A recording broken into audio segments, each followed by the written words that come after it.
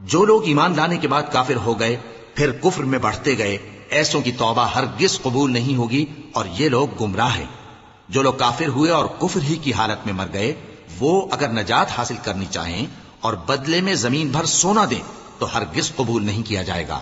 ان لوگوں کو دکھ دینے والا عذاب ہوگا اور ان کا کوئی مددگار نہیں ہوگا۔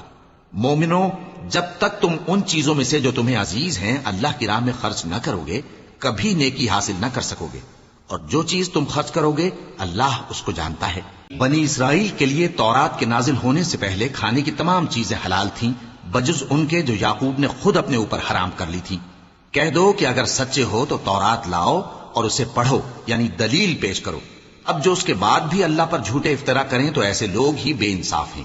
کہہ دو کہ اللہ نے سچ فرما دیا، پس دین ابراہیم کی پیروی کرو جو سب سے بے تعلق ہو کر ایک اللہ کے ہو رہے تھے اور مشرکوں میں سے نہ تھے۔ سب سے پہلا گھر جو لوگوں کی عبادت کرنے کے لیے مقرر کیا گیا تھا وہی ہے جو مکے میں ہے، بابرکت اور جہان والوں کے لیے موجب ہدایت۔ اس میں کھلی ہوئی نشانیاں ہیں، جن میں سے ایک ابراہیم کے کھڑے ہونے کی جگہ ہے۔ جو شخص اس مبارک گھر میں داخل ہوا اس نے امن پا لیا، اور لوگوں پر اللہ کا حق یعنی فرض ہے کہ جو اس گھر تک جانے کا مقدور رکھے وہ اس کا حج کرے، اور جو اس حکم کی تعمیل نہ کرے گا تو اللہ بھی اہل عالم سے بے نیاز ہے۔